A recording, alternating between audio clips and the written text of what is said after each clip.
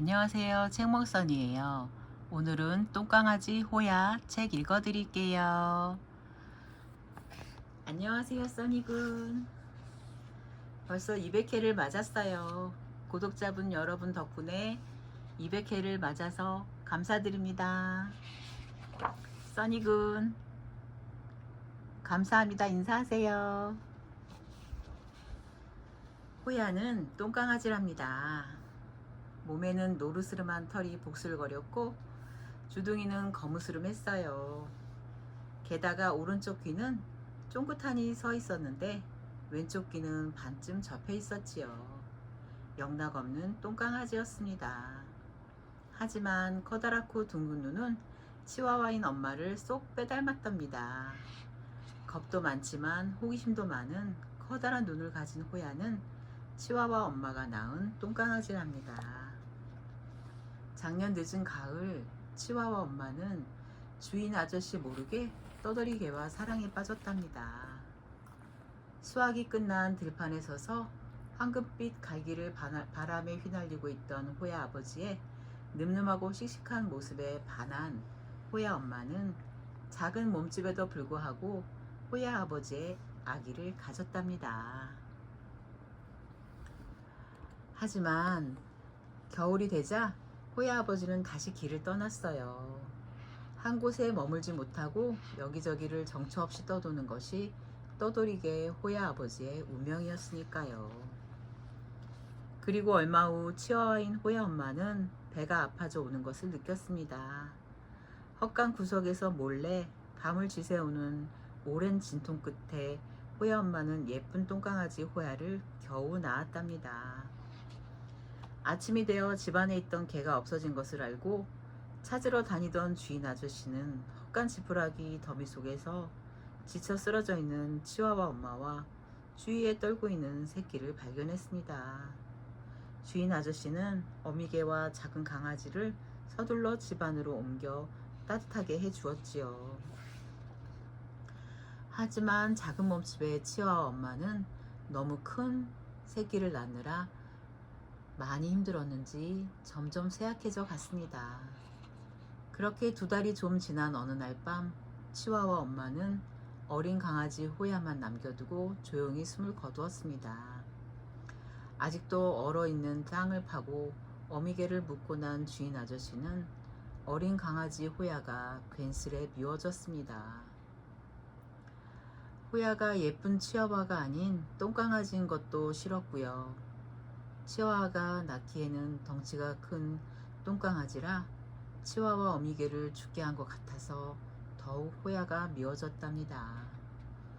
그렇게 이제 막 아장거리며 뛰어다닐 수 있게 된 어린 똥강아지 호야는 엄마도 잃고 아무에게도 사랑받지 못하고 춥고 쓸쓸한 봄날을 맞이하게 되었습니다.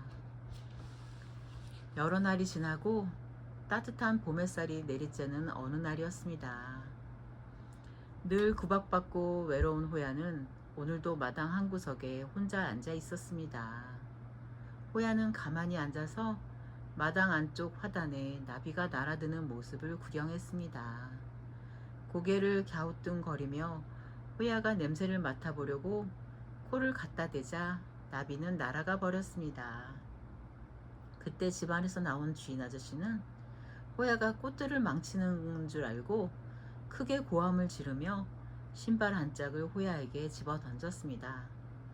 저런 망할 놈이 또깨 같은 이럭, 저리 썩 나가지 못해! 깜짝 놀란 호야는 깨갱거리는 비명을 지르며 허둥지둥 대문 밖으로 도망쳐 나왔습니다. 집에서 쫓겨난 호야는 늘 그렇듯이 금방 아무 일 없었다는 듯 꽃과 풀잎 향기 그리고 다른 강아지들 냄새를 맡으면서 정처 없이 여기저기를 걸어 다녔답니다. 마을로 들어가자 동네 아이들이 놀고 있는 것이 보였습니다. 그렇지만 한낱 누런 똥강아지인 호야에게 관심을 주는 아이는 아무도 없었습니다. 호야와 같이 놀아줄 친구는 어디에도 없었습니다. 오후 늦게까지 마을을 서성거리던 호야는 하는 수 없이 다시 집 앞으로 돌아와 대문 앞에 엎드려 앉았습니다. 따뜻한 봄 햇살을 맞으며 호야는 꼬박꼬박 잠을 청했지요. 귀찮게 날아드는 파리를 쫓다가 잠에서 깬 호야의 눈에 저 멀리 마을 어귀에서 아버지의 손을 잡아 끌고 자기 쪽으로 다가오는 소녀를 보았습니다.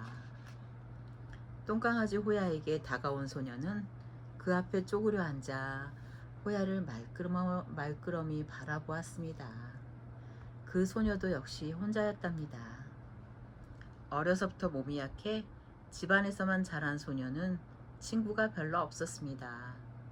얼마 전 서울에서 공기 좋은 시골로 이사를 오고 난 후에는 같이 놀 친구가 아예 아무도 없게 되었지요. 새로 전학 간 학교에서도 소녀는 친구를 사귀지 못했습니다.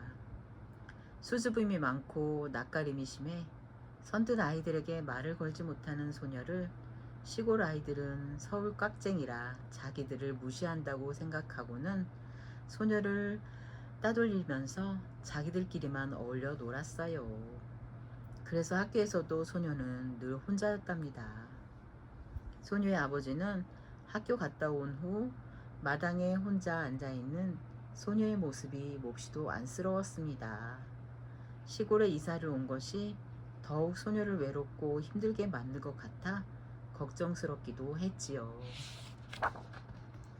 소녀의 아버지는 소녀가 예쁜 강아지를 키우게 되면 덜 심심하고 외로워할 것 같았습니다. 소녀도 강아지와 같이 놀 수 있다는 생각에 마음이 설레었어요. 그래서 소녀와 아버지는 버스를 타고 시내로 나갔습니다. 애견 센터들이 많이 몰려있는 번화한 거리를 찾았습니다. 이 집 저 집 가게 안으로 들어갔습니다. 하얀 털이 귀엽고 우아해 보이는 몰티즈도 있었고요. 깜찍하고 귀여운 요크셔 테리어도 있었습니다. 코가 납작하고 토실토실한 시츄도 있었고요. 턱수염이 점잖아 보이는 슈나우저도 있었습니다. 하얀 털이 곱슬거리는 깜찍한 푸들도 있었지요. 모두 하나같이 예쁘고 귀여웠습니다. 하지만 이상하게도 소녀는 그 인형 같기만 한 예쁜 강아지들에 왠지 마음이 끌리지 않았습니다. 여기저기 아무리 다녀봐도 마음에 드는 강아지를 찾을 수 없었던 소녀와 아버지는 실망하여 지친 발걸음을 집으로 향했답니다. 버스에서 내려 마을 입구에 들어서 집이 있는 언덕 쪽으로 들어서려 할 때였습니다. 소녀의 눈에 저기 마을 안쪽 누군가의 집 대문 앞에 앉아있는 노르스름한 강아지가 보였습니다. 자그마한 어린 강아지가 따사로운 햇살 아래 고개를 갸우뚱거리며 파리와 놀고 있었습니다. 소녀는 아버지의 팔을 잡아 끌었습니다. 노랗고 자그마한 똥강아지 앞에 앉은 소녀는 한눈에 그 강아지에게 반하고 말았습니다.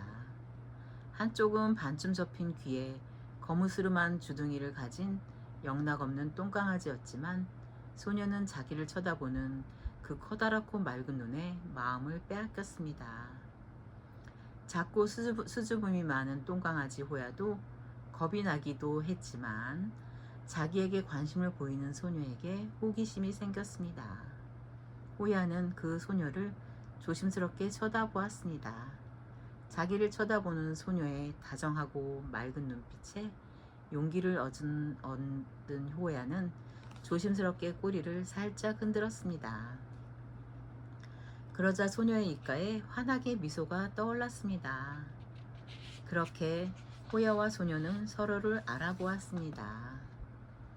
소녀의 아버지는 주인 아저씨를 만나 호야를 데려다 키우겠다고 하셨어요. 똥강아지인 호야가 별로 마음에 들지 않았던 아저씨는 선뜻 그러라고 하셨고요. 호야는 이제 소녀와 함께 살게 되었답니다. 하지만 소녀의 집으로 함께 온 호야는 잔뜩 겁을 먹었습니다. 처음 보는 집에 아무도 아는 사람이 없고 모든 게 낯설기만 했습니다. 다시 낯선 세상에 혼자가 된 것 같은 호야는 너무 무서워서 거실 한쪽 소파 뒤에 숨어서 꼼짝도 안 했습니다. 소녀는 자기를 반기며 따르지 않고 구석에 숨어서 눈치만 보고 있는 호야가 섭섭했지만 한편으론 그런 호야를 이해했습니다. 소녀도 전학한 학교에 가서는 아무와도 얘기하지 못하고 혼자 조용히 교실 한 구석에 놓인 책상에 가만히 앉아 있다가 집에 돌아오곤 했으니까요. 소녀는 그런 호야를 사랑스러운 눈길로 가만히 지켜보았습니다. 그렇게 며칠이 지났습니다. 처음엔 밥도 잘 먹지 않던 호야가 언제나 부드럽고 다정하게 말을 걸어주며 자기를 지켜봐주는 소녀를 차츰 겁내지 않게 되었습니다. 호기심이 생긴 호야는 자기 방에서 책을 읽고 있는 소녀에게 살금살금 다가가 몰래 훔쳐보았습니다. 소녀는 호야가 자기를 보고 있는 걸 알았지만 돌아보면 놀랄까봐 모른 척하고 계속 책을 읽는 척했습니다. 호야는 방문 앞에 서서 소녀를 가만히 지켜보았습니다. 예전 주인 아저씨처럼 소리 지르며 윽박지르지 않는 소녀가 호야는 이젠 무섭지 않았고 가까이 있고 싶어졌습니다. 소녀가 낮잠이 든 사이 호야는 소녀의 침대 위에 살며시 올라갔습니다. 어렴풋이 잠에서 깬 소녀는 후다닥 뛰어내려가 침대 밑으로 숨는 호야를 보았습니다. 소녀는 행복했습니다. 왜냐하면 침대 이불 위에는 호야가 있다가 간 자리가 아직도 따뜻하게 남아 있었으니까요. 소녀는 자기한테 마음을 열기 시작한 호야가 정말 고맙고 사랑스러웠습니다. 그렇게 또다시 며칠이 흘렀습니다. 이젠 호야도 예전 주인 아저씨와는 달리 자기에게 잘해주는 소녀가 정말 좋아졌습니다. 소녀도 겁 많은 호야가 놀라지 않게 조금씩 다가갔습니다.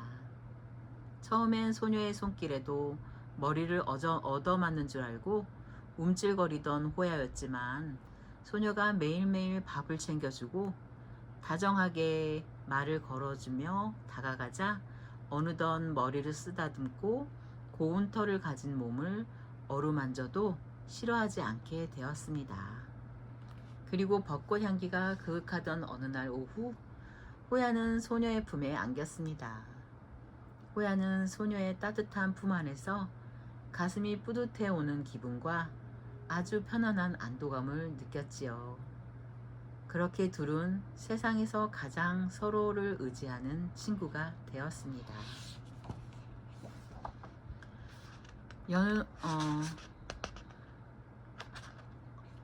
늘 외톨이였던 똥강아지 호야는 세상에서 둘도 없이 든든한 친구가 생겨서 너무 즐거웠습니다. 소녀와의 산책길에 마음이 들뜬 호야는 소녀 주변을 뱅글뱅글 돌면서 뛰어다녔습니다. 그런 자기를 보며 환하게 웃는 소녀 모습에 호야는 더욱 신이 나서 뒷산 언덕까지 달려갔다 돌아오곤 했습니다. 즐거워하는 호야의 모습에 소녀도 행복해졌습니다. 이젠 학교 갔다 돌아온 소녀를 제일 먼저 달려나온 호야가 깡충깡충 뛰어오르며 반겼습니다. 그러면 소녀는 마당에서부터 가방을 던져놓고 호야와 산책을 나갔습니다. 뒷산 언덕배기에 올라 호야가 즐겁게 뛰어다니는 모습을 보던 소녀는 나무 막대기를 호야에게 던져주었습니다. 그러자 꼬리를 흔들며 뛰어가 던져준 막대기를 물고 와서는 또 던져달라고 조르는 호야 덕분에 소녀도 기운차게 다시 막대기를 던졌습니다. 그렇게 똥강아지 호야와 소녀는 매일매일 재밌게 놀았습니다. 여느 때와 같이 학교 갔다 온 소녀와 집 뒤의 언덕으로 놀러간 호야는 언덕 너머로 풀숲에 가려진 길을 발견했습니다. 호기심이 많은 호야는 종종 걸음으로 활짝 핀 꽃들과 무성한 풀잎들을 헤치고 길을 따라갔습니다. 소녀는 겁이 났지만 호야를 부르며 그 뒤를 따라갔습니다. 똥강아지 호야도 소녀가 잘 따라오고 있는지 뒤를 돌아보며 계속 앞으로 나아갔습니다. 그 길은 언덕 너머 마을로 통하는 길이었습니다. 소녀는 이제 호야와 함께 언덕 너머 길을 통해 마을까지 산책하러 나갈 수 있게 되었습니다. 마을로 간 소녀와 호야는 한 무리의 마을 아이들을 만날 수 있었습니다.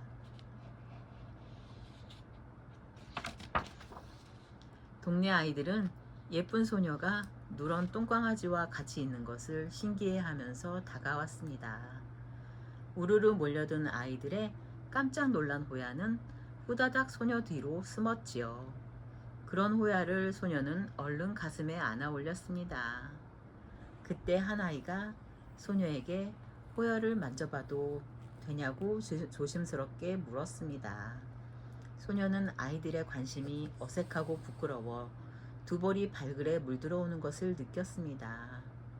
하지만 그런 관심이 싫지 않았던 소녀도 아이들에게 수줍게 웃어 보였습니다.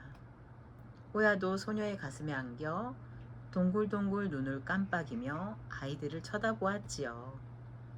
용기를 내어 소녀는 고개를 끄덕이며 아이들에게 호야를 쓰다듬을 수 있게 해주었어요.